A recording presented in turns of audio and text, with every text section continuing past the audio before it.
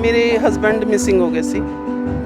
ਉਹਨਾਂ ਨੂੰ health problem ਸੀ ਥੋੜੀ ਜੀ, ਤੇ ਉਹਦੇ ਕਰਕੇ ਉਹ ਡਿਪਰੈਸਡ ਰਹਿੰਦੇ ਸੀ। ਤਾਂ ਡਿਪਰੈਸ਼ਨ ਦੀ ਵਜ੍ਹਾ ਨਾਲ ਹੀ ਉਹ ਇੱਕ ਦਿਨ ਘਰੋਂ ਗਏ ਔਰ ਉਸ ਤੋਂ ਬਾਅਦ ਵਾਪਸ ਸੀ। ਉਸ ਦਿਨ ਤੋਂ ਮੈਂ ਫਿਰ ਪਿੱਛੇ ਮੁੜ ਕੇ ਹੀ ਨਹੀਂ ਦੇਖਿਆ। ਪੂਰਾ ਦਿਨ ਮੈਂ ਸਵੇਰ ਤੋਂ ਲੈ ਕੇ ਰਾਤ ਤੱਕ 12 ਘੰਟੇ ਲਗਾਤਾਰ ਮੈਂ ਮਸ਼ੀਨ ਤੇ ਮਾਸਕ ਬਣਾਏ ਬਹੁਤ ਜ਼ਿਆਦਾ, ਔਰ ਜਿੱਥੇ ਵੀ ਹੋ ਸਕੇ ਮੈਂ ਪਹੁੰਚਾਉਣ ਦੀ ਕੋਸ਼ਿਸ਼ ਕੀਤੀ। ਲਾਸਟ ਚਾਹ ਪੀਤੀ ਅਸੀਂ ਇਕੱਠੇ, ਉਹਨਾਂ ਨੇ ਆਪੇ ਬਣਾ ਕੇ ਚਾਹ ਪਿਲਾਈ ਮੈਨੂੰ। ਪਿਆਰ ਬਹੁਤ ਸੀ ਸਾਡਾ, ਬਹੁਤ ਜ਼ਿਆਦਾ। ਮੇਰੇ ਖਿਆਲ ਦੇ ਵਿੱਚ ਉਹਨਾਂ ਵਾਸਤੇ ਵੀ ਬਹੁਤ ਮੁਸ਼ਕਿਲ ਸੀਗਾ ਮੇਰੇ ਤੋਂ ਦੂਰ ਜਾਣਾ ਜਾਂ ਮੈਨੂੰ ਛੱਡ ਕੇ ਜਾਣਾ। ਅਗਰ ਸੇਵਾ ਦਾ ਮਕਸਦ ਮੇਨ ਇਹੀ ਹੈ ਕਿ ਜੋ ਤੁਸੀਂ ਕਰ ਰਹੇ ਹੋ ਨਿਸ਼ਕਾਮ ਕਰੋ। ਸੇਵਾ ਉਹਨੂੰ ਹੀ ਕਿਹਾ ਜਾਂਦਾ ਹੈ। ਜਿਹੜੀ ਕਿ ਸੇਵਾ ਕਰਕੇ ਅਸੀਂ ਉਹ ਕਹਿੰਦੇ ਨਾ ਫਲ ਦੀ ਇੱਛਾ ਰੱਖਦੇ ਹਾਂ, ਉਹ ਸੇਵਾ ਨਹੀਂ ਹੁੰਦੀ।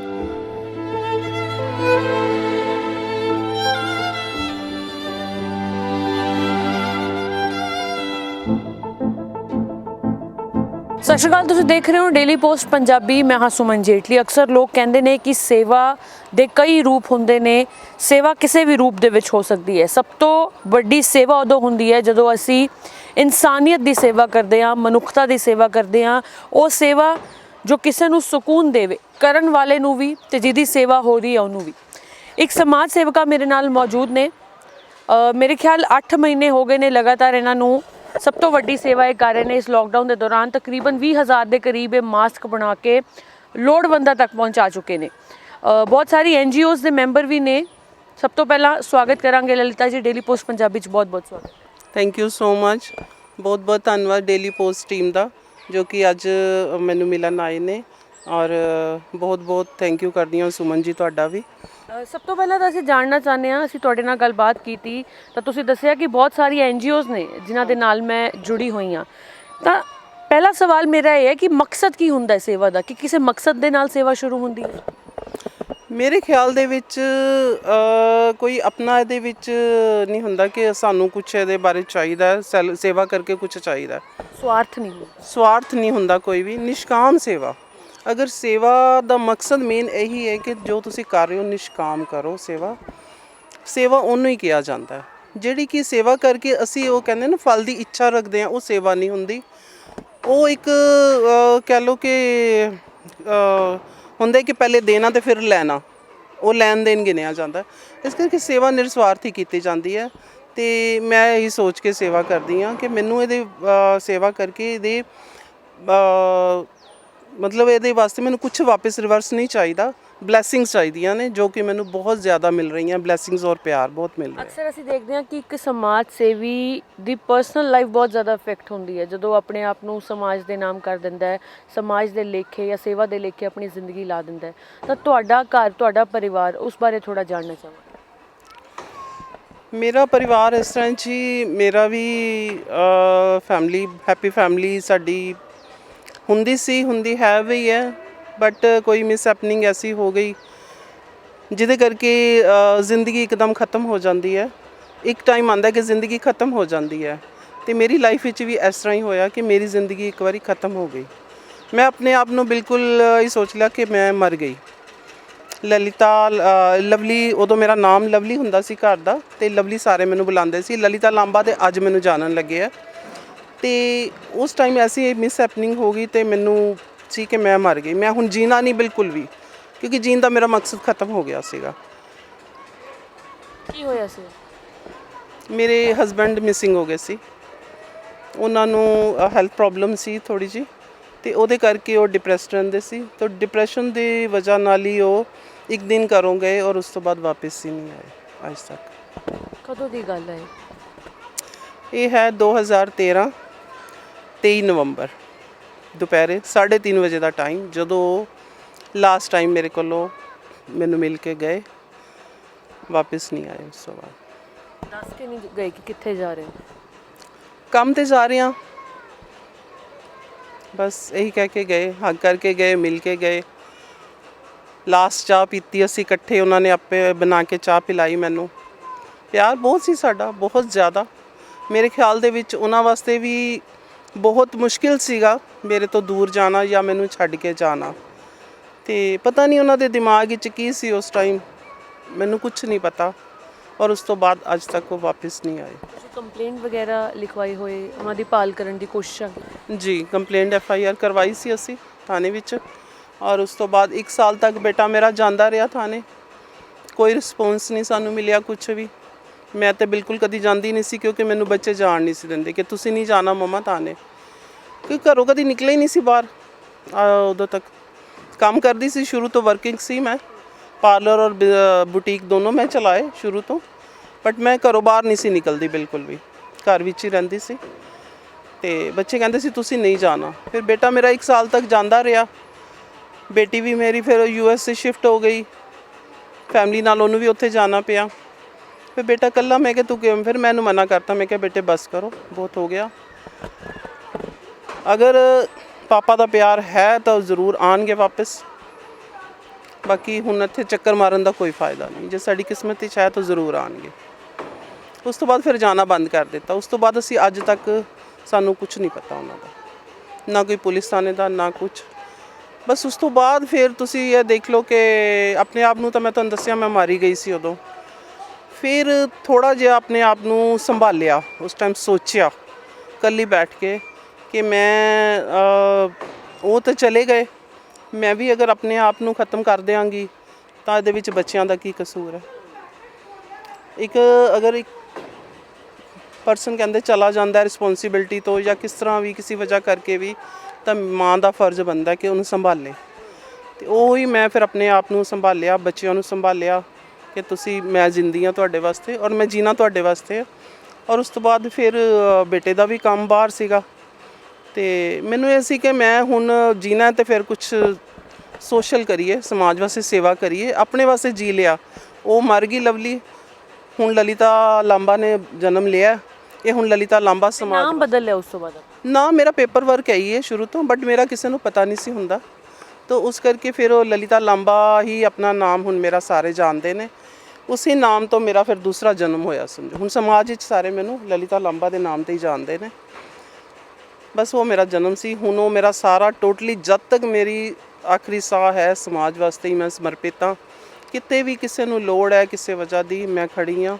ਜਿੰਨਾ ਕੁ ਮੇਰੇ ਕੋਲ ਹੋ ਸਕੇਗਾ ਮੈਂ ਸੇਵਾ ਕਰਦੀ ਹਾਂ। ਕਿਸ ਤਰੀਕੇ ਦੀ ਸੇਵਾ ਕਰਦੇ ਹੋ? ਇੱਕ ਤਾਂ ਸਾਨੂੰ ਤੁਹਾਡਾ ਪਤਾ ਸੀ ਤੁਸੀਂ ਲੋਕਡਾਊਨ 'ਚ ਮਾਸਕ ਬੜੇ ਵੰਡੇ ਨੇ, ਚਾਹੇ ਉਹ ਬੱਚਿਆਂ ਦੀ ਜੇਲ੍ਹਾਂ ਦੇ ਵਿੱਚ ਜਾ ਕੇ, ਚਾਹੇ ਉਹ ਸੜਕਾਂ 'ਤੇ ਚੱਲ ਰਹੇ ਜਿਹੜੇ ਬੱਚੇ ਨੇ, ਲੋੜਵੰਦ ਨੇ, ਗਰੀਬ ਨੇ, ਉਹਨਾਂ ਨੂੰ। ਹੋਰ ਕਿਸ ਤਰ੍ਹਾਂ ਦੀ ਜਿਹੜੀ ਸੇਵਾ? ਹਾਂਜੀ, ਉਹ ਮਾਸਕ ਸੇਵਾ ਤਾਂ ਚਲੋ ਮੈਂ ਕੀਤੀ। ਉਸ ਟਾਈਮ ਵੀ ਮੈਂ ਇਕੱਲੀ ਸੀ ਬਿਲਕੁਲ ਹੀ। ਲੋਕਡਾਊਨ ਵਿੱਚ ਵੀ ਤੁਹਾਨੂੰ ਪਤਾ ਉਸ ਟਾਈਮ ਮਾਹੌਲ ਕਿਸ ਤਰ੍ਹਾਂ ਦਾ ਹੋ ਗਿਆ ਸੀਗਾ। ਸੁਸਾਇਟੀ ਦੇ ਸਾਰੇ ਗੇਟ ਬੰਦ, ਸਾਰੇ ਆਪਣੇ ਆਪਣੇ ਘਰਾਂ ਦੇ ਵਿੱਚ, ਕੋਈ ਗੇਟ ਤੋਂ ਬਾਹਰ ਵੀ ਨਹੀਂ ਆ ਰਿਹਾ ਸੀ। ਔਰ ਮੇਰੇ ਬੱਚੇ ਉੱਥੇ ਸੀ ਬਾਹਰ, ਔਰ ਬੜਾ ਇੱਕਦਮ ਥੋੜ੍ਹਾ ਜਿਹਾ ਨਾ ਹੌਰਰ ਜਿਹਾ ਮਾਹੌਲ ਹੋ ਗਿਆ ਸੀ ਉਸ ਟਾਈਮ। ਫਿਰ ਬੱਚਿਆਂ ਨੇ ਮੈਨੂੰ ਕਿਹਾ, ਕਹਿੰਦੇ ਮੰਮਾ ਤੁਸੀਂ ਟੈਨਸ਼ਨ ਨਾ ਲਓ, ਤੁਸੀਂ ਹੁਨਰ ਹੈ ਤੁਹਾਡੇ 'ਚ, ਆਰਟ ਹੈ, ਤੇ ਤੁਸੀਂ ਆਪਣਾ ਮਾਸਕ ਬਣਾਉਣੇ ਸ਼ੁਰੂ ਕਰੋ, ਜਿਸ ਦੀ ਕਿ ਸਾਨੂੰ ਬੱਚਿਆਂ ਨੂੰ ਤਾਂ ਪਤਾ ਹੁੰਦਾ ਇਸ ਚੀਜ਼ ਦਾ ਕਿ ਆਉਣ ਵਾਲੇ ਟਾਈਮ ਵਿੱਚ ਵੀ ਇਹਦੀ ਬਹੁਤ ਲੋੜ ਪੈਣ ਵਾਲੀ ਹੈ, ਔਰ ਤੁਸੀਂ ਉਹੀ ਸਟਾਰਟ ਕਰੋ। ਬਸ ਫਿਰ ਮੈਂ ਸ਼ੁਰੂ ਕੀਤਾ ਕੰਮ। ਉਸ ਦਿਨ ਤੋਂ ਮੈਂ ਫਿਰ ਪਿੱਛੇ ਮੁੜ ਕੇ ਹੀ ਨਹੀਂ ਦੇਖਿਆ। ਪੂਰਾ ਦਿਨ ਮੈਂ ਸਵੇਰ ਤੋਂ ਲੈ ਕੇ ਰਾਤ ਤੱਕ 11 12 ਘੰਟੇ ਲਗਾਤਾਰ ਮੈਂ ਮਸ਼ੀਨ 'ਤੇ ਮਾਸਕ ਬਣਾਏ, ਬਹੁਤ ਜ਼ਿਆਦਾ। ਔਰ ਜਿੱਥੇ ਵੀ ਹੋ ਸਕੇ ਮੈਂ ਪਹੁੰਚਾਉਣ ਦੀ ਕੋਸ਼ਿਸ਼ ਕੀਤੀ, ਆਪ ਨਾ ਗਈ। ਮੈਂ ਜਿਵੇਂ ਹੁਣ ਪੁਲਿਸ ਸਟੇਸ਼ਨਸ, ਜਾਂ ਜਦੋਂ ਲੋਕਡਾਊਨ ਦੇ ਵਿੱਚ ਆਪਣੇ ਪੁਲਿਸ ਬਾੜ ਖੜ੍ਹਦੇ ਸੀ ਨਾ ਰੋਡ 'ਤੇ, ਉਹਨਾਂ ਨੂੰ ਦੇ ਆਉਂਦੀ ਸੀ ਕਿ ਤੁਸੀਂ ਆਉਂਦੇ ਜਾਂਦੇ ਜਿਨ੍ਹਾਂ ਨੂੰ ਵੀ ਦੇਣਾ ਲੋੜ ਹੈ ਉਹਨਾਂ ਨੂੰ ਦਿਓ, ਜਿਨ੍ਹਾਂ ਨੇ ਨਹੀਂ ਪਾਏ ਹੋਏ ਉਹਨਾਂ ਨੂੰ ਦਿਓ। ਪੁਲਿਸ ਸਟੇਸ਼ਨ 'ਚ, ਸਰਾਭਾ ਨਗਰ ਵਿੱਚ, ਔਰ ਹੈਲਪਿੰਗ ਹੈਂਡ NGO ਸਾਡੀ, ਜਿਹਦੀ ਮੈਂ ਵਾਈਸ ਪ੍ਰੈਜ਼ੀਡੈਂਟ ਹਾਂ, ਉਹਨਾਂ ਵੱਲੋਂ ਵੀ ਅਸੀਂ ਬਹੁਤ ਮਾਸਕ ਵੰਡੇ, ਸੇਵਾ ਕੀਤੀ। Voice of Asian Sukhwinder sir ਜੀ, ਉਹ ਵੀ ਲੈ ਗਏ। ਅਹਿਸਾਸ NGO ਵੱਲੋਂ ਵੀ ਮੈਂ ਸੇਵਾ ਕੀਤੀ। ਹੋਰ ਬੱਚਿਆਂ ਦੀ ਜੇਲ੍ਹ ਸੀ ਸ਼ਿਮਲਾਪੁਰੀ, ਉੱਥੇ ਵੀ ਅਸੀਂ ਦੇ ਕੇ ਆਏ। ਮੁਰਾਦਾਬਾਦ ਵੀ ਮੈਨੂੰ ਇੱਕ NGO ਦਾ ਆਇਆ ਮੈਸੇਜ ਕਿ ਸਾਨੂੰ ਵੀ ਮਾਸਕ ਚਾਹੀਦੇ ਨੇ, ਉੱਥੇ ਵੀ ਮੈਂ ਕੋਰੀਅਰ ਕਰਵਾਏ ਮਾਸਕ ਉਹਨਾਂ ਨੂੰ ਵੀ। ਤੇ ਮਤਲਬ ਜਿੰਨੀ ਹੋ ਸਕੇ ਵੱਧ ਤੋਂ ਵੱਧ ਸੇਵਾ ਕੀਤੀ ਹੈ, ਔਰ ਅੱਜ ਤੱਕ ਚੱਲ ਰਹੀ ਹੈ। ਹੁਣ ਥੋੜ੍ਹਾ ਘੱਟ ਗਿਆ, ਬਟ ਹੁਣ ਵੀ ਮੈਂ ਕਰ ਰਹੀ ਹਾਂ। ਜਿੱਥੇ ਕਿਸੇ ਨੂੰ ਲੋੜ ਹੈ ਮੈਨੂੰ ਫੋਨ ਆਉਂਦਾ, ਸਾਨੂੰ ਮਾਸਕ ਚਾਹੀਦੇ ਆ, ਬਣਾ ਕੇ ਦੇਈਦੇ ਉਹਨਾਂ ਨੂੰ। ਹੁਣ ਜਿਸ ਤਰ੍ਹਾਂ ਤੁਸੀਂ ਆਪਣੇ ਆਪ ਨੂੰ ਸੇਵਾ ਦੇ ਲੇਖੇ ਲਾ ਚੁੱਕੇ ਹੋ, ਤਾਂ ਆਪਣੀ ਜ਼ਿੰਦਗੀ ਦੇ ਦਰਦ, ਤਕਲੀਫ, ਦੁੱਖ, ਇਹਨਾਂ ਦਾ ਅਹਿਸਾਸ ਨਹੀਂ ਹੁੰਦਾ ਤੁਹਾਨੂੰ? ਇਹਨਾਂ ਦਾ ਅਹਿਸਾਸ ਇਸ ਤਰ੍ਹਾਂ ਹੈ ਕਿ ਉਹ ਬਣਿਆ ਨਾ ਗੀਤ ਇੱਕ ਹੈਗਾ ਕਿ ਕਿਸੀ ਕੀ ਮੁਸਕਰਾਹਟੋਂ ਪੇ ਹੋ ਨਿਸਾਰ, किसी का दर्द मिल सके तो ले उधार, जीना इसी का नाम है। तो वही मैं सोच ਕੇ ਚੱਲਦੀ ਹਾਂ ਕਿ ਅਗਰ ਕਿਸੇ ਦੇ ਦਰਦ ਨੂੰ ਅਸੀਂ ਦੇਖਦੇ ਹਾਂ, ਉਸ ਦਰਦ ਨੂੰ ਅਸੀਂ ਆਪਣਾ ਸਮਝਦੇ ਹਾਂ, ਉਦੋਂ ਅਸੀਂ ਆਪਣਾ ਦਰਦ ਭੁੱਲ ਜਾਂਦੇ ਹਾਂ। ਤਾਂ ਆਪਣਾ ਦਰਦ ਫਿਰ ਭੁੱਲ ਜਾਂਦਾ ਹੈ। ਕਹਿੰਦੇ ਆਪਣਾ ਦਰਦ ਫਿਰ ਘੱਟ ਲੱਗਦਾ ਹੈ, ਕਿਸੇ ਦਾ ਜ਼ਿਆਦਾ ਲੱਗਦਾ ਹੈ ਜਦੋਂ ਦੇਖਦੇ ਹਾਂ। ਤੇ ਕੋਸ਼ਿਸ਼ ਕਰਦੀ ਕਿ ਉਹਨਾਂ ਦਾ ਉਹ ਦਰਦ ਦੂਰ ਕਰੀਏ, ਉਹਦੇ ਨਾਲ ਹੀ ਆਪ ਨੂੰ ਸਕੂਨ ਮਿਲਦਾ ਹੈ। ਅਕਸਰ ਕਿਹਾ ਜਾਂਦਾ ਹੈ ਔਰਤ ਜਦੋਂ ਕਿਸੇ ਮਰਦ ਨੂੰ ਕੋਈ ਰੋਂਦਾ ਹੈ ਮਰਦ, ਜਾਂ ਉਹਨੂੰ ਇਹ ਕਹਿ ਕੇ ਕਿਹਾ ਜਾਂਦਾ ਕਿ ਤੂੰ ਚੂੜੀਆਂ ਪਾਈਆਂ ਨੇ, ਜਾਂ ਤੂੰ ਔਰਤ ਹੈ, ਕੁੜੀ ਹੈ ਜਿਹੜਾ ਰੋ ਰਿਹਾ ਹੈ। ਪਰ ਇੱਕ ਔਰਤ ਅੰਦਰੋਂ ਕਿੰਨੀ ਸਟਰੋਂਗ ਹੁੰਦੀ, ਉਹਨੂੰ ਪਰਮਾਤਮਾ ਨੇ ਕਿੰਨਾ ਸਟਰੋਂਗ ਬਣਾਇਆ ਹੁੰਦਾ ਹੈ ਕਿ ਜਦੋਂ ਤੁਹਾਡੇ ਹਸਬੈਂਡ ਬਿਨਾਂ ਦੱਸੇ ਘਰੋਂ ਚਲੇ ਗਏ, ਇੱਕ ਤਾਂ ਉਹ ਡਿਪਰੈਸ਼ਨ ਦੇ ਮਰੀਜ਼ ਸੀਗੇ, ਤਾਂ ਸਾਰੀ ਜ਼ਿੰਮੇਵਾਰੀ ਤੁਹਾਡੇ ਮੋਢਿਆਂ ਤੇ ਪੈ ਗਈ। ਉਦੋਂ ਇੱਕ ਔਰਤ ਨੂੰ ਮਾਤਾ ਅਤੇ ਪਿਤਾ ਦੋਵਾਂ ਦੀ ਜ਼ਿੰਮੇਵਾਰੀ ਨਿਭਾਉਣੀ ਪਈ। ਤਾਂ ਲੋਕਾਂ ਨੂੰ ਇਹ ਕਿਉਂ ਲੱਗਦਾ ਕਿ ਔਰਤ ਕਮਜ਼ੋਰ ਹੈ? ਪਤਾ ਨਹੀਂ ਕਿਉਂ ਲੱਗਦਾ ਲੋਕਾਂ ਨੂੰ। ਮੇਰੇ ਖਿਆਲ ਦੇ ਵਿੱਚ ਉਹ ਗਲਤ ਸੋਚ ਹੈ ਉਹਨਾਂ ਦੀ। ਔਰ ਅਜੇ ਤੱਕ ਵੀ ਕਈ ਲੋਕਾਂ ਦੀ ਸੋਚ ਹੈ ਕਿ ਔਰਤ ਘਰ ਵਿੱਚ ਹੀ ਬੈਠੀ ਰਹੇ, ਔਰਤ ਦੱਬੀ ਰਹੇ ਸਾਡੇ ਕੋਲੋਂ, ਅਸੀਂ ਜੋ ਕਹੀਏ ਔਰਤ ਉਹੀ ਕਰੇ। ਜਦ ਕਿ ਔਰਤ ਦੇ ਆਪਣੇ ਵੀ ਅਧਿਕਾਰ ਨੇ, ਔਰਤ ਵੀ ਜੀਣਾ ਚਾਹੁੰਦੀ ਹੈ, ਔਰਤ ਵੀ ਸਭ ਕੁਝ ਖੁੱਲ੍ਹ ਕੇ ਜੀਣਾ ਚਾਹੁੰਦੀ ਹੈ, ਸਭ ਕੁਝ ਕਰਨਾ ਚਾਹੁੰਦੀ ਹੈ। ਮਗਰ ਉਹ ਫਿਰ ਵੀ ਉਹ ਕੁਛ ਐਸੀਆਂ ਉਹਨਾਂ ਦੇ ਪਾਬੰਦੀਆਂ ਹੁੰਦੀਆਂ ਕਿ ਔਰਤ ਖੁੱਲ੍ਹ ਕੇ ਬਾਹਰ ਨਹੀਂ ਨਿਕਲ ਸਕਦੀ। ਬਟ ਅੱਜ ਦਾ ਮਾਹੌਲ ਮੈਨੂੰ ਲੱਗਦਾ ਕੁਝ ਕਾਫੀ ਚੇਂਜ ਹੋਇਆ ਵੀ ਹੈ ਕਿ ਔਰਤ ਬਾਹਰ ਆਉਣ ਲੱਗ ਗਈ ਹੈ, ਔਰਤ ਖੁੱਲ੍ਹ ਕੇ ਜੀਣ ਵੀ ਲੱਗ ਗਈ ਹੈ। ਤੋ ਮੈਂ ਤਾਂ ਇਹੀ ਔਰਤਾਂ ਨੂੰ ਇਹੀ ਕਹਾਂਗੀ ਕਿ ਤੁਸੀਂ ਬਿਲਕੁਲ ਵੀ ਇਸ ਚੀਜ਼ ਤੋਂ ਨਹੀਂ ਘਬਰਾਉਣਾ ਕਿ ਤੁਸੀਂ ਇਕੱਲੇ ਹੋ। ਇਕੱਲੇ ਕਈ ਵਾਰੀ ਐਸਾ ਮੌਕਾ ਆ ਜਾਂਦਾ, ਇਕੱਲੇ ਹੋਣਾ ਪੈਂਦਾ, ਔਰ ਇਕੱਲੇ ਰਹਿ ਕੇ ਵੀ ਸਾਨੂੰ ਸਾਰੇ ਪਾਸੇ ਜ਼ਿੰਮੇਵਾਰੀਆਂ ਨਿਭਾਉਣੀਆਂ ਪੈਂਦੀਆਂ ਨੇ। ਕਮਜ਼ੋਰ ਨਹੀਂ ਪੈਣਾ, ਕਮਜ਼ੋਰ ਹੋ ਜਾਂਦੇ ਹਾਂ ਅਸੀਂ ਅੰਦਰੋਂ ਕਿਸੇ ਵੇਲੇ, ਬਟ ਮਨ ਦੁਖਦਾ ਵੀ ਹੈ ਕਈ ਵਾਰੀ, ਦਿਲ ਵੀ ਕਰਦਾ ਰੋਣ 'ਤੇ, ਰੋਈਦਾ ਵੀ ਹੈ। ਮਗਰ ਇਕੱਲੇ ਬਹਿ ਕੇ ਆਪਣਾ ਉਹ ਖੁੱਲ੍ਹ ਕੇ ਰੋ ਲਈਦਾ। ਸਮਾਜ ਸਾਹਮਣੇ ਨਹੀਂ ਰੋਣਾ ਬਿਲਕੁਲ ਵੀ, ਕਿਉਂਕਿ ਅਗਰ ਅਸੀਂ ਰੋਏ ਨਹੀਂ ਤਾਂ ਅਸੀਂ ਕਮਜ਼ੋਰ ਪਏ ਨਹੀਂ, ਅਤੇ ਲੋਕ ਸ਼ੁਰੂ ਹੋ ਜਾਣਾ ਲੋਕਾਂ ਦੀਆਂ ਗੱਲਾਂ, ਤੁਹਾਨੂੰ ਪਤਾ ਹੀ ਹੈ। ਇਸ ਕਰਕੇ ਔਰਤ ਨੂੰ ਮੈਂ ਕਹਿੰਦੀ ਹਾਂ ਕਮਜ਼ੋਰ ਨਹੀਂ ਪੈਣਾ ਚਾਹੀਦਾ, ਸਟਰੋਂਗ ਬਣਨਾ ਚਾਹੀਦਾ। ਬਾਕੀ ਔਰਤਾਂ ਵੱਲ ਦੇਖਣਾ ਚਾਹੀਦਾ, ਜਿਵੇਂ ਮਹਾਰਾਣੀ ਝਾਂਸੀ ਵੱਲ ਅਸੀਂ ਦੇਖਦੇ ਹਾਂ, ਮਦਰ ਟਰੇਸਾ ਹੈ, ਜਾਂ ਇਹ ਕਾਫੀ ਮਿਸਾਲਸ ਨੇ ਸਾਡੇ ਵਾਸਤੇ, ਅਤੇ ਅਸੀਂ ਉਹਨਾਂ ਨੂੰ ਹੀ ਦੇਖਦੇ ਹਾਂ। ਅਤੇ ਅਸੀਂ ਵੀ ਔਰਤ ਹਾਂ, ਔਰ ਮੈਂ ਵੀ ਆਪਣੇ ਆਪ ਨੂੰ ਕਾਫੀ ਸਟਰੋਂਗ ਬਣਾਇਆ। ਹੁਣ ਕਾਫੀ ਕੋਸ਼ਿਸ਼ ਕਰਦੀ ਹਾਂ ਕਿ ਮੈਂ ਕਿੱਥੇ ਵੀ ਮੇਰੀ ਲੋੜ ਹੈ ਮੈਂ ਖੜੀ ਹੋਵਾਂ। ਔਰ ਹੈਲਪਿੰਗ ਹੈਂਡ NGO ਦੇ ਵਿੱਚ ਤੁਸੀਂ ਦੇਖੋ, ਮੈਨੂੰ ਹੁਣ ਬਿਲਕੁਲ ਡਰ ਨਹੀਂ ਲੱਗਦਾ ਕਿ ਕਿੱਥੇ ਜੇ 50 ਜੈਂਟਸ ਖੜੇ ਆ ਉੱਥੇ ਮੈਂ ਨਹੀਂ ਖੜਨਾ, ਮੈਂ ਖੜਦੀ ਹਾਂ ਉੱਥੇ ਜਾ ਕੇ, ਮੈਨੂੰ ਕੋਈ ਡਰ ਨਹੀਂ। ਕਿਉਂਕਿ ਮੈਨੂੰ ਇੱਕ ਆਪਣੇ ਆਪ 'ਤੇ ਵਿਸ਼ਵਾਸ ਹੋਣਾ ਬਹੁਤ ਜ਼ਰੂਰੀ ਹੈ। ਜੋ ਤੁਸੀਂ ਆਪਣੇ ਆਪ 'ਤੇ ਵਿਸ਼ਵਾਸ ਕਰ ਲੈਂਦੇ ਹੋ ਨਾ, ਅਤੇ ਕਿਸੇ ਦੀ ਹਿੰਮਤ ਨਹੀਂ ਹੁੰਦੀ ਤੁਹਾਡੇ ਵੱਲ ਕੋਈ ਅੱਖ ਉਠਾ ਕੇ ਵੀ ਦੇਖ ਜਾਏ। ਮੇਰੇ ਖਿਆਲ ਦੇ ਵਿੱਚ ਮੇਰੀ ਸੋਚ ਇਹ ਹੈ। ਅਤੇ ਇਸ ਕਰਕੇ ਆਪਣੇ ਆਪ ਨੂੰ ਇੰਨਾ ਕੁ ਸਟਰੋਂਗ ਬਣਾਓ ਕਿ ਤੁਹਾਡੇ ਨਾਲ ਕੋਈ ਗੱਲ ਕਰਨ ਤੋਂ ਪਹਿਲਾਂ 100 ਵਾਰੀ ਸੋਚੇ ਕਿ ਇਸ ਮੈਡਮ ਨਾਲ ਅਸੀਂ ਗੱਲ ਕਰੀਏ ਕਿ ਨਾ ਕਰੀਏ। ਅੱਜ ਕੱਲ੍ਹ ਸਮਾਜ ਸੇਵਾ ਦੇ ਮਾਇਨੇ ਬਦਲ ਗਏ ਨੇ। ਸੇਵਾ ਜਿਹੜੇ ਕਰ ਰਹੇ ਨੇ, ਸਮਾਜ ਸੇਵਾ ਕਰ ਰਹੇ ਨੇ, ਉਹਨਾਂ 'ਤੇ ਸਵਾਲ ਖੜੇ ਹੋ ਰਹੇ ਨੇ, ਕਹਿੰਦੇ ਉਹਨਾਂ ਦੀ ਨੀਅਤ ਸਾਫ਼ ਨਹੀਂ ਹੈਗੀ। ਹਾਂ, ਹੋ ਰਿਹਾ, ਇਹ ਵੀ ਹੋ ਰਿਹਾ ਅੱਜ ਕੱਲ੍ਹ ਸਮਾਜ ਦੇ ਵਿੱਚ। ਬਾਕੀ ਮੈਂ ਤਾਂ ਇਹੀ ਕਹਾਂਗੀ ਸਭ ਨੂੰ ਕਿ ਸਮਾਜ ਸੇਵਾ ਕਰੋ, ਮਗਰ ਉਹਨੂੰ ਇੱਕ ਤਾਂ ਤੁਸੀਂ ਬਿਜ਼ਨਸ ਲੈ ਕੇ ਨਾ ਚੱਲੋ। ਸਭ ਤੋਂ ਪਹਿਲੇ ਤਾਂ ਜਿੰਨੀ ਤੁਹਾਡੇ ਕੋਲੋਂ ਹੋ ਸਕਦੀ ਹੈ ਸੱਚੇ ਮਨ ਨਾਲ ਸੇਵਾ ਕਰੋ, ਨਹੀਂ ਤੇ ਨਾ ਕਰੋ, ਨਹੀਂ ਤੇ ਨਾ ਕਰੋ, ਦਿਖਾਵਾ ਨਾ ਕਰੋ। ਬਸ ਮੇਰੀ ਸੋਚ ਹੈ ਦਿਖਾਵਾ ਨਾ ਕਰੋ। ਅਗਰ ਤੁਸੀਂ ਕਰ ਸਕਦੇ ਹੋ ਤਾਂ ਖੁੱਲ੍ਹ ਕੇ ਕਰੋ, ਨਹੀਂ ਤੇ ਹੱਥ ਜੋੜ ਦਿਓ ਕਿ ਅਸੀਂ ਨਹੀਂ ਕਰ ਸਕਦੇ। ਮੈਂ ਕਹਿਣਾ ਜਾਇਜ਼ ਹੋਏਗਾ ਕਿ ਡਿਪਰੈਸ਼ਨ ਨੇ ਤੁਹਾਡਾ ਘਰ ਖਰਾਬ ਕੀਤਾ? ਬਿਲਕੁਲ। ਡਿਪਰੈਸ਼ਨ ਤੇ ਡਿਸਕਸ਼ਨਸ ਬਹੁਤ ਘੱਟ ਹੁੰਦੀਆਂ ਨੇ। ਮੈਨੂੰ ਲੱਗਦਾ ਹੈ ਕਿ ਲੋਕ ਡਿਪਰੈਸ਼ਨ ਨੂੰ ਇੱਕ ਬਿਮਾਰੀ ਮੰਨਦੇ ਹੀ ਨਹੀਂ। ਕਹਿੰਦੇ ਨੇ, ਬਹੁਤ ਸਾਰੇ ਲੋਕ ਕਹਿੰਦੇ ਕਿ ਇਹ ਤਾਂ ਡਰਾਮਾ ਹੈ, ਡਿਪਰੈਸ਼ਨ ਕੁਝ ਨਹੀਂ ਹੁੰਦਾ। ਨਹੀਂ, ਡਿਪਰੈਸ਼ਨ ਹੁੰਦਾ, ਬਟ ਇਹ ਥੋੜ੍ਹਾ ਜਿਹਾ ਆਪਣੇ ਆਪ 'ਤੇ ਕੰਟਰੋਲ ਕਰਨਾ ਖੁਦ ਨੂੰ ਵੀ ਆਉਣਾ ਚਾਹੀਦਾ। ਅਗਰ ਸਾਨੂੰ ਡਿਪਰੈਸ਼ਨ ਹੈ, ਸਾਨੂੰ ਪਤਾ ਚੱਲ ਰਿਹਾ, 1 ਮਿੰਟ ਵਾਸਤੇ ਸਾਡੇ ਅੱਗੇ ਕੋਈ ਐਸੀ ਚੀਜ਼ ਪਈ, ਸਾਨੂੰ ਪਤਾ ਅਸੀਂ ਉੱਥੇ ਠੋਕਰ ਖਾ ਕੇ ਗਿਰ ਜਾਵਾਂਗੇ, ਅਸੀਂ ਫਿਰ ਵੀ ਉਹਦੇ ਵਿੱਚ ਵੱਜਾਂਗੇ, ਵੱਜਦੇ ਹਾਂ ਨਾ ਅਸੀਂ, ਫਿਰ ਸਾਡਾ ਐਕਸੀਡੈਂਟ ਹੋ ਜਾਂਦਾ। ਇਸ ਤਰ੍ਹਾਂ ਹੀ ਡਿਪਰੈਸ਼ਨ ਹੈ। ਡਿਪਰੈਸ਼ਨ ਦਾ ਸਾਨੂੰ ਠੀਕ ਹੈ ਪਤਾ ਲੱਗ ਜਾਂਦਾ, ਉਹਦੇ ਨਾਲ ਸਾਨੂੰ ਆਪਣੇ ਆਪ ਨੂੰ ਸਮਝਣਾ ਚਾਹੀਦਾ ਕਿ ਸਾਨੂੰ ਹੁਣ ਡਿਪਰੈਸ਼ਨ ਹੋ ਰਿਹਾ, ਅਤੇ ਇਹਦੇ ਨਾਲ ਅਸੀਂ ਆਪਣੇ ਆਪ ਨੂੰ ਸਟਰੋਂਗ ਬਣਾਈਏ, ਮੈਡੀਟੇਸ਼ਨ ਕਰੀਏ, ਡਿਸਕਸ਼ਨ ਕਰੀਏ ਜਿੰਨੀ ਹੋ ਸਕੇ। ਮੇਰੀ ਤਾਂ ਕੋਸ਼ਿਸ਼ ਇਹੀ ਹੁੰਦੀ ਹੈ ਕਿ ਜਿਹੜਾ ਪੇਸ਼ੈਂਟ ਡਿਪਰੈਸ਼ਨ ਦਾ ਹੈ ਨਾ, ਮੈਂ ਉਹਦੇ ਨਾਲ ਡਿਸਕਸ਼ਨ ਕਰਾਂ, ਬੈਠ ਕੇ ਉਹਦੇ ਨਾਲ ਗੱਲਬਾਤ ਕਰਾਂ, ਉਹਦੇ ਕੋਲੋਂ ਪੁੱਛਾਂ ਤੈਨੂੰ ਕੀ ਪ੍ਰੋਬਲਮ ਹੈ, ਔਰ ਫਿਰ ਉਹਨੂੰ ਸਮਝਾਉਂਦੀ ਹਾਂ ਮੈਂ। ਬਹੁਤ ਕਾਫੀ ਹੈਗੇ ਮੈਂਬਰ ਜਿਨ੍ਹਾਂ ਨਾਲ ਮੈਂ ਕਰਦੀ ਹਾਂ ਇਸ ਤਰ੍ਹਾਂ ਗੱਲਬਾਤ, ਔਰ ਉਹ ਕਹਿੰਦੇ ਵੀ ਨੇ, ਕਹਿੰਦੇ ਸਾਨੂੰ ਤੁਹਾਡੇ ਨਾਲ ਗੱਲ ਕਰਕੇ ਨਾ ਬਹੁਤ ਅੱਛਾ ਲੱਗਦਾ ਔਰ ਕਾਫੀ ਲਾਈਟ ਫੀਲ ਹੁੰਦਾ, ਕਿਉਂਕਿ ਮੈਂ ਮੈਡੀਟੇਸ਼ਨ ਵੀ ਕਰਦੀ ਹਾਂ, ਮੈਡੀਟੇਸ਼ਨ ਨਾਲ ਵੀ ਬਹੁਤ ਫਰਕ ਪੈਂਦਾ ਹੈ। ਮੈਂ ਇਹੀ ਕਹਿੰਦੀ ਹਾਂ ਕਿ ਹਰ ਇੱਕ ਨੂੰ ਚਾਹੀਦਾ ਅੱਜ ਦੇ ਟਾਈਮ ਦੇ ਵਿੱਚ ਮੈਡੀਟੇਸ਼ਨ ਕਰਨਾ। ਮੈਡੀਟੇਸ਼ਨ ਨਾਲ ਤੁਸੀਂ ਆਪਣੇ ਆਪ ਨੂੰ ਬਹੁਤ ਸਟਰੋਂਗ ਬਣਾ ਲੈਂਦੇ ਹੋ। ਉਹਦਾ ਮਤਲਬ ਇਹ ਹੁੰਦਾ ਹੈ ਕਿ ਅਗਰ ਤੁਹਾਡੇ ਰਸਤੇ ਦੇ ਵਿੱਚ ਪ੍ਰੋਬਲਮਸ ਆਉਂਦੀਆਂ ਵੀ ਨੇ ਜ਼ਿੰਦਗੀ ਦੇ ਵਿੱਚ, ਅਗਰ ਤੁਸੀਂ ਮੈਡੀਟੇਸ਼ਨ ਕਰਦੇ ਹੋ ਇੰਨੇ ਕੁ ਸਟਰੋਂਗ ਹੋ ਜਾਂਦੇ ਹੋ ਕਿ ਜਿਹੜੀਆਂ ਪ੍ਰੋਬਲਮਸ ਆਉਂਦੀਆਂ ਨਾ ਉਦੋਂ ਤੁਸੀਂ ਨਾ ਈਜ਼ੀਲੀ ਕ੍ਰੋਸ ਕਰ ਜਾਂਦੇ ਹੋ। ਉਹ ਸਾਨੂੰ ਪਾਵਰ ਮਿਲਦੀ ਹੈ ਨੈਚੁਰਲੀ ਕਿ ਅਸੀਂ ਉਹਨਾਂ ਨੂੰ ਕ੍ਰੋਸ ਕਰ ਲੈਂਦੇ ਹਾਂ ਈਜ਼ੀਲੀ। ਅਤੇ ਮੈਂ ਇਹੀ ਕਹਾਂਗੀ ਕਿ ਤੁਸੀਂ ਕੋਸ਼ਿਸ਼ ਕਰੋ, ਮੈਡੀਟੇਸ਼ਨ ਕਰਿਆ ਕਰੋ, ਜਿਹਦੇ ਨਾਲ ਕਿ ਆਪਣਾ ਡਿਪਰੈਸ਼ਨ ਦਾ ਵੀ ਬਚਾਅ ਹੋ ਜਾਂਦਾ, ਡਿਪਰੈਸ਼ਨ ਨਹੀਂ ਹੁੰਦਾ, ਅਤੇ ਜੇ ਹੁੰਦਾ ਵੀ ਹੈ ਉਹਦਾ ਵੀ ਹੱਲ ਹੌਲੀ ਹੌਲੀ ਹੋ ਜਾਂਦਾ। ਉਸ ਟਾਈਮ ਮੈਨੂੰ ਇਹਨਾਂ ਚੀਜ਼ਾਂ ਦੀ ਨੌਲੇਜ ਨਹੀਂ ਸੀ ਜਦੋਂ ਮੇਰੇ ਹਸਬੈਂਡ ਨੂੰ ਡਿਪਰੈਸ਼ਨ ਸੀ, ਬਟ ਮੈਂ ਡਿਸਕਸ਼ਨ ਬਹੁਤ ਕਰਦੀ ਸੀ ਉਹਨਾਂ ਨਾਲ। ਉਹਨਾਂ ਦੀ ਸਿਹਤ ਠੀਕ ਨਹੀਂ ਸੀ ਰਹਿੰਦੀ, 1 ਸਾਲ ਬੈੱਡ 'ਤੇ ਰਹੇ ਸੀ, ਔਰ ਪ੍ਰੋਪਰ ਅਸੀਂ ਬਹੁਤ ਗੱਲਾਂ ਕਰਦੇ ਸੀਗੇ। ਔਰ ਗੱਲਾਂ ਕਰਨ ਦੀ ਸਾਡੀ ਸ਼ੁਰੂ ਤੋਂ ਆਦਤ ਸੀ। ਅਸੀਂ ਰਾਤ ਨੂੰ ਘੰਟਾ 2 ਘੰਟੇ ਆਪਸ ਦੇ ਵਿੱਚ ਰੋਜ਼ ਦੀਆਂ ਗੱਲਾਂ ਉਹਨਾਂ ਨੇ ਆਪਣੀਆਂ ਸ਼ੇਅਰ ਕਰਨੀਆਂ, ਮੈਂ ਆਪਣੀਆਂ ਸ਼ੇਅਰ ਕਰਨੀਆਂ, ਜੋ ਕਿ ਅੱਜ ਕੱਲ੍ਹ ਦੇ ਨਹੀਂ ਕਰਦੇ। ਅੱਜ ਕੱਲ੍ਹ ਦੇ ਹਰ ਕੋਈ ਆਪਣੀ ਆਪਣੀ ਜ਼ਿੰਦਗੀ 'ਚ ਮਸਤ ਹੈ, ਹਸਬੈਂਡ ਆਪਣੀ ਜ਼ਿੰਦਗੀ 'ਚ ਮਸਤ ਹੈ, ਵਾਈਫ ਆਪਣੀ ਜ਼ਿੰਦਗੀ 'ਚ ਮਸਤ ਹੈ। ਮਗਰ ਨਹੀਂ, ਉਸ ਟਾਈਮ ਅਸੀਂ ਬਹੁਤ ਗੱਲਾਂ ਇੱਕ ਦੂਸਰੇ ਨਾਲ ਕਰਦੇ ਸੀ, ਜੋ ਕਿ ਅਸੀਂ ਕਿਸੇ ਹੋਰ ਬਾਹਰ ਨਹੀਂ ਕਰਨੀਆਂ। ਅਸੀਂ ਇੱਕ ਤਰ੍ਹਾਂ ਦੇ ਨਾ ਫਰੈਂਡ ਵੀ ਸੀ ਆਪਸ ਦੇ ਵਿੱਚ। ਕਹਿੰਦੇ ਨਾ ਇੱਕ ਰਿਸ਼ਤਾ ਹੁੰਦਾ, ਉਸ ਰਿਸ਼ਤੇ ਦੇ ਵਿੱਚ ਹੋਰ ਰਿਸ਼ਤੇ ਵੀ ਛੁਪੇ ਹੁੰਦੇ ਆ, ਅਤੇ ਹਸਬੈਂਡ ਵਾਈਫ ਦਾ ਰਿਸ਼ਤਾ ਜਿਹੜਾ ਹੁੰਦਾ ਉਹ ਬਾਅਦ ਦੇ ਵਿੱਚ ਹੁੰਦਾ। ਪਹਿਲੇ ਤੁਹਾਡਾ ਰਿਸ਼ਤਾ ਫਰੈਂਡ ਦਾ ਹੋਣਾ ਚਾਹੀਦਾ, ਗਰਲਫਰੈਂਡ ਬॉयਫ੍ਰੈਂਡ ਦਾ ਰਿਸ਼ਤਾ ਰੱਖੋ, ਉਸ ਤੋਂ ਬਾਅਦ ਤੁਸੀਂ ਆਪਣਾ ਹਸਬੈਂਡ ਵਾਈਫ ਦਾ ਰਿਸ਼ਤਾ ਵੀ ਰੱਖੋ। ਉਹਦੇ ਨਾਲ ਕੀ ਹੈ ਕਿ ਤੁਹਾਨੂੰ ਈਜ਼ੀ ਨਿਭਾਉਣਾ ਲੱਗਦਾ ਹੈ ਰਿਸ਼ਤੇ ਸਾਰੇ। ਦੇਖੋ ਅਸੀਂ 27 ਸਾਲ 6 ਮਹੀਨੇ ਔਰ 7 ਦਿਨ ਸਾਡੇ ਜ਼ਿੰਦਗੀ ਦੇ ਜਿਹੜੇ ਅਸੀਂ ਇਕੱਠੇ ਨਿਭਾਏ, ਔਰ ਸਾਨੂੰ ਪਤਾ ਹੀ ਨਹੀਂ ਅਸੀਂ ਕਿਸ ਤਰ੍ਹਾਂ ਕ੍ਰੋਸ ਕੀਤੇ। ਬਹੁਤ ਅਪ ਐਂਡ ਡਾਊਨਸ ਆਏ ਜ਼ਿੰਦਗੀ ਦੇ ਵਿੱਚ। ਕਮ ਸੇ ਕਮ ਮੇਰੇ ਖਿਆਲ 4 ਵਾਰੀ ਮੈਂ ਜ਼ੀਰੋ ਤੋਂ ਜ਼ਿੰਦਗੀ ਸਟਾਰਟ ਕੀਤੀ ਹੋਣੀ ਹੈ ਆਪਣੇ ਸਾਡੇ 27 ਸਾਲਾਂ ਦੇ ਵਿੱਚ।